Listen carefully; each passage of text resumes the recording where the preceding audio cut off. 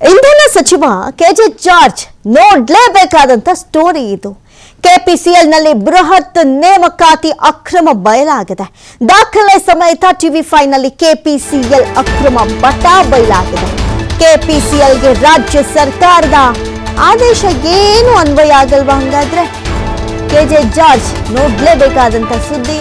ಯಾಕಂತ ಹೇಳಿದ್ರೆ ಕೆಪಿಸಿಎಲ್ನಲ್ಲಿ ನೇಮಕಾತಿ ವಿಚಾರದಲ್ಲಿ ಬೃಹತ್ ಅಕ್ರಮ ನಡೆದಿದೆ ಅನ್ನುವಂತಹ ಡೀಟೇಲ್ಸ್ ಲಭ್ಯವಾಗ್ತಾ ಇದೆ.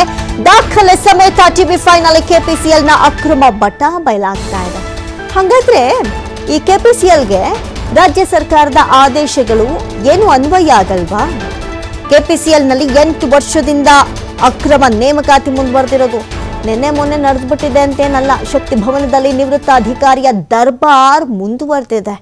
ನೋಡಿ ಹೆಂಗಿದೆ, ದಿನ ಇಂಥದ್ದೇ ಒಂದು ಅಕ್ರಮಗಳು ಹೊರಗಡೆ ಬರ್ತಾನೆ ಇದೆ. ನಿವೃತ್ತಿಯಾದ್ರೂ ಇನ್ನೂ ಆರ್ಥಿಕ ನಿರ್ದೇಶಕ ಹುದ್ದೆ ಹೆಂಗಿರಕ್ ಸಾಧ್ಯ? ಈಗ ನಿವೃತ್ತಿ ಆದ್ಮೇಲೆ ಮುಗೀತು, ತಮಗೆ ಸಿಗೋ ಪೆನ್ಷನ್ ಮತ್ತೊಂದು ತಗೊಂಡು ಜೀವನ ಸಾಗಿಸ್ಬೇಕಾಗಿತ್ತು. ಆದ್ರೆ ಅಧಿಕಾರಿ ದರ್ಬಾರ್ ಅಲ್ಲೆಂಗ್ ಕಂಟಿನ್ಯೂ ಆಯ್ತು? ಪ್ರಶ್ನೆ ಬರುತ್ತಲ್ಲ. ಕೆಪಿಸಿಎಲ್ ನಲ್ಲಿ ಆರ್ಥಿಕ ನಿರ್ದೇಶಕ ಆರ್ ನಾಗರಾಜ್ನ ದರ್ಬಾರ್ 2018ರಲ್ಲಿ ಕೆಪಿಸಿಎಲ್ ನಲ್ಲಿ ನಿವೃತ್ತಿ ಆಗಿದ್ದಾರೆ. ಎಷ್ಟು ವರ್ಷ ಆಯ್ತು? ಆರ್ ನಾಗರಾಜ್ ನಡೆಸ್ತಾ ಇರುವಂತಹ ದರ್ಬಾರ್ ಬಗ್ಗೆ ಮಾಹಿತಿ ಲಭ್ಯ ಆಗಿದೆ. ಆದ್ರೂ ನಿವೃತ್ತಿ ಆಗಿದ್ರು, 2018ರಲ್ಲೇ ರಿಟೈರ್ಮೆಂಟ್ ಆಗಿದ್ರು. ಆರ್ಥಿಕ ನಿರ್ದೇಶಕರ ಹುದ್ದೆಯಲ್ಲಿ ಇವರು ಮುಂದುವರೆದಿದ್ದಾರೆ. ಹೆಂಗ್ ಸಾಧ್ಯ? ಲೆಕ್ಕ ಪರಿಶೋಧನಾ ಇಲಾಖೆಗೆ ದೊಡ್ಡ ಮಟ್ಟದ ಕತ್ರಿ ಬಿದ್ದಂಗಿದೆ. ನಿವೃತ್ತ ಅಧಿಕಾರಿಗೆ ಮಣೆ ಹಾಕಲಾಗಿದೆಯಾ? ಹಂಗಾದ್ರೆ ಹೇಳೋರು ಕೇಳೋರು ಯಾರು ಇಲ್ವಾ? 2018ರಿಂದ ಆರ್ಥಿಕ ನಿರ್ದೇಶಕ ಹುದ್ದೆಯಲ್ಲಿ ನಾಗರಾಜ್ ಮುಂದುವರಿಕೆ ಆಗಿದೆ. ನಿವೃತ್ತಿ ಬಳಿಕ 2 ವರ್ಷ ಆರ್ಥಿಕ ನಿರ್ದೇಶಕರಾಗಿ ನೇಮಕ ಮಾಡಿದ್ದ ಕೆಪಿಸಿಎಲ್ 2020ರಲ್ಲಿ ಗುತ್ತಿಗೆ ಅವಧಿ ಮುಗಿದ ಬಳಿಕ ಮತ್ತೆ 2 ವರ್ಷ ಸೇವೆ ವಿಸ್ತರಣೆ ಆಗತ್ತೆ. ಇವ್ರ ಪಾಲಿಗೆ ಎಲ್ಲವೂ ಸಾಧ್ಯ. ಹೆಂಗೆ? ಬೇರೆಯವ್ರಿಗೊಂದು ರೂಲ್ಸು, ಇವ್ರಿಗೊಂದು ರೂಲ್ಸಾ? ಮತ್ತೆ 2022ರ ಜುಲೈನಲ್ಲಿ ಮುಂದಿನ ಆದೇಶದವರೆಗೆ ಅಂತ ವಿಸ್ತರಣೆ. ಸದ್ಯ ಕೆಪಿಸಿಎಲ್ನಲ್ಲಿ ಆರ್ಥಿಕ ನಿರ್ದೇಶಕರಾಗಿ ಸೇವೆಯನ್ನ ಸಲ್ಲಿಸ್ತಾ ಇದ್ದಾರೆ ನಾಗರಾಜ್. ಬಹುಶಃ ಇವರಿಗೆ ಅನುಭವ ಇದೆ, ಹಾಗಾಗಿ ಅವಶ್ಯಕತೆ ಇದೆ, ಮುಂದುವರಿಲಿ ಅಂತ ಏನು ಹೇಳಿದಾರೋ ಗೊತ್ತಿಲ್ಲ. ಆದರೆ ಇಷ್ಟು ದೊಡ್ಡ ಮಟ್ಟದಲ್ಲಿ ಬಗ್ಗೆ ಮತ್ತಷ್ಟು ಮಾಹಿತಿಯನ್ನು ಕೊಡ್ತಾರೆ ದೂರವಾಣಿ ಸಂಪರ್ಕದಲ್ಲಿ ಪ್ರತಿನಿಧಿ ಕೃಷ್ಣಮೂರ್ತಿ. ಈ ನಿವೃತ್ತಿ ಅನ್ನೋದು ಕೆಲವರಿಗೆ ಮಾತ್ರ ಅಪ್ಲಿಕೇಬಲ್ ಆಗುತ್ತಾ ಅಥವಾ ಎಲ್ರಿಗೂ ಅಪ್ಲಿಕೇಬಲ್ ಆಗುತ್ತಾ ಅನ್ನುವಂಥ ಪ್ರಶ್ನೆ ಎದ್ದಿದೆ. ಏನಿದು ಇಷ್ಟು ದೊಡ್ಡ ಮಟ್ಟದಲ್ಲಿ 2018ರಲ್ಲಿ ರಿಟೈರ್ಡ್ ಆಗಿ ಇವಾಗಲೂ ಕೂಡ ಅವ್ರ ಅಧಿಕಾರ ನಡೆಯುತ್ತೆ ಅಂದ್ರೆ ಹೆಂಗ್ ಸಾಧ್ಯ? ಇದಕ್ಕೆಲ್ಲ ಅವಕಾಶ ಇರುತ್ತಾ ಕೃಷ್ಣಮೂರ್ತಿ? ಅಮೃತ, ಸರ್ಕಾರದ ಇಲಾಖೆಗಳಲ್ಲಿ ಸರ್ಕಾರದ ನಿಯಮಗಳನ್ನ ಪಾಲನೆ ಮಾಡುವಂತ ಪ್ರಯತ್ನವನ್ನ ಮಾಡಿಲ್ಲ.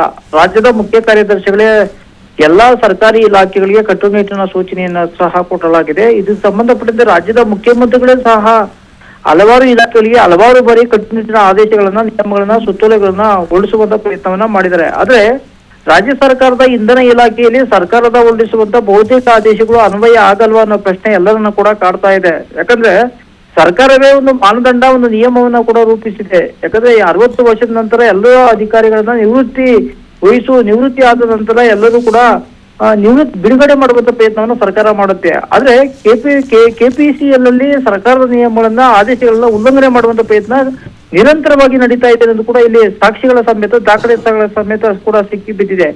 ನಾಗರಾಜ್ ಅನ್ನೋ ಕೆಪಿಸಿಎಲ್ ಅಧಿಕಾರಿ 2018ರಲ್ಲಿ ರಿಟೈರ್ಡ್ ಆಗ್ತಾರೆ. 2018ರಿಂದ ರಿಟೈರ್ಡ್ ಆದ್ರೂ ಕೂಡ 2026ವರೆಗೂ ಅಂದ್ರೆ ಬರೋಬ್ಬರಿ 8 ವರ್ಷಗಳ ಕಾಲ ಕೆಪಿಸಿಎಲ್ ನಲ್ಲಿ ಆರ್ಥಿಕ ನಿರ್ದೇಶಕರಾಗಿ ಕೆಲಸ ಮಾಡ್ತಾ ಇದ್ರೆ. ಹೀಗಾಗಿ ಸರ್ಕಾರದ ನಿಯಮಗಳನ್ನ, ಆದೇಶಗಳನ್ನ ರಾಜರೋಷವಾಗಿ ಉಲ್ಲಂಘನೆ ಆಗ್ತಾ ಇದ್ರು. ಯಾಕೆ ಸರ್ಕಾರ ಕ್ರಮ ತೆಗೆದುಕೊಳ್ಳುವಂತ ಪ್ರಯತ್ನವನ್ನ ಮಾಡಿಲ್ಲ? ಯಾಕಂದ್ರೆ ಕೆಪಿಸಿಎಲ್ ನಲ್ಲಿ ಆರ್ಥಿಕ ನಿರ್ದೇಶಕ ಸ್ಥಾನ ಅದು ಲೆಕ್ಕ ಪರಿಶೋಧನಾ ಇಲಾಖೆಗೆ ಸಂಬಂಧಪಟ್ಟಂತ ಒಂದು ಅಧಿಕಾರಿಯ ಹುದ್ದೆ. ಆದ್ರೆ ಕೆಪಿಸಿಎಲ್ ನಲ್ಲಿ ಒಬ್ಬ ಕೆಪಿಸಿಎಲ್ ಒಬ್ಬ ಅಧಿಕಾರಿ 2018ರಿಂದ ಇಲ್ಲಿವರೆಗೆ ಕೆಲಸ ಮಾಡ್ತಾ ಇದ್ದಾರೆ ಅಂದ್ರೆ ಅಲ್ಲಿ ಎಷ್ಟರ ಮಟ್ಟಿಗೆ ಅಕ್ರಮ, ಕಾನೂನು ಬಾಹಿರವಾಗಿ ಇದ್ರು ಕೂಡ ಸರ್ಕಾರದ ಗಮನಕ್ಕೆ ಬಂದಿಲ್ವಾ?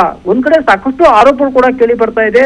ಇಂಧನ ಇಲಾಖೆ ಸಚಿವರಾದಂತ ಕೆಜೆ ಜಾರ್ಜ್ ಅವರು ಈ ಒಂದು ವ್ಯಕ್ತಿಯನ್ನ, ನಾಗರಾಜ್ ಅನ್ನೋ ವ್ಯಕ್ತಿಯನ್ನ ರಕ್ಷಣೆ ಮಾಡುವಂತ ಪ್ರಯತ್ನವನ್ನ ಮಾಡ್ತಾ ಇದ್ದಾರೆ ಅಂತ ಇವತ್ತು ಇಂಧನ ಇಲಾಖೆಯಲ್ಲಿ ಭಾರಿ ಚರ್ಚೆ ಆಗ್ತಾ ಇದೆ. ಜೊತೆಗೆ ಇಂಧನ ಇಲಾಖೆ ಪ್ರಧಾನ ಕಾರ್ಯದರ್ಶಿಗಳಾದಂತ ಗೌರವ್ ಗುಪ್ತಾ ಅವರು ಕೂಡ ಇದೇ ಅಧಿಕಾರಿಯ ಬೆನ್ನಿಗೆ ನಿಂತಿದ್ದಾರೆ ಎಂದು ಕೂಡ ಇಲ್ಲಿ ಹಲವಾರು ಬಾರಿ ಇಂಧನ ಇಲಾಖೆಯಲ್ಲಿ ಕೂಡ ಚರ್ಚೆ ಆಗ್ತಾ ಇದೆ. ಹೀಗಾಗಿ ಸರ್ಕಾರವೇ ನಿಗದಿ ಮಾಡಿರುವಂತ ನಿವೃತ್ತಿ ವಯಸ್ಸನ್ನ, ನಿವೃತ್ತಿ ನಿಯಮವನ್ನ ಸರ್ಕಾರವೇ ಇಲಾಖೆಗಳಲ್ಲಿ ಉಲ್ಲಂಘನೆ ಮಾಡಿದ್ರೆ ಊರಿಗೆಲ್ಲ ಪಾಠ ಮಾಡುವಂತ ಸರ್ಕಾರಿ ಇಲಾಖೆಗಳು ಬೇರೆಯವರಿಗೆ ಎಷ್ಟರ ಮಟ್ಟಿಗೆ ಮಾದರಿ ಸಾಧ್ಯ ಅನ್ನೋ ಪ್ರಶ್ನೆ ಇವತ್ತು ಎಲ್ಲರನ್ನ ಕೂಡ ಕಾಡ್ತಾ ಇದೆ. ಇದಕ್ಕೆ ಸಂಬಂಧಪಟ್ಟಂತೆ ನಾವು ಸಹ KPCL ವ್ಯವಸ್ಥಾಪಕ ನಿರ್ದೇಶಕರಾದಂತ ಇವರನ್ನ ಬಳಿ ಕೂಡ ಕೇಳಿದಾಗ ನಾನು ಬಂದು ಒಂದು ವಾರ ಆಗಿದೆ, ಹೀಗಾಗಿ ನನ್ನ ಗಮನಕ್ಕೆ ಇಲ್ಲ ಅನ್ನೋ ಮಾತುಗಳನ್ನು ಕೂಡ KPCL MD ಚೋಳನ್ ಅವರು ಕೂಡ ಹೇಳುವಂತ ಪ್ರಯತ್ನಕ್ಕೂ ಮಾಡ್ತಾ ಇದೆ. ಹೀಗಾಗಿ ರಾಜ್ಯ ಸರ್ಕಾರ ಹೊರಡಿಸುವಂತ ಆದೇಶಗಳನ್ನು ಯಾಕೆ ಸರ್ಕಾರಿ ಇಲಾಖೆಗಳು ಕಟ್ಟುನಿಟ್ಟಾಗಿ ಪಾಲನೆ ಮಾಡುವಂತ ಪ್ರಯತ್ನವನ್ನ ಮಾಡಿಲ್ಲ?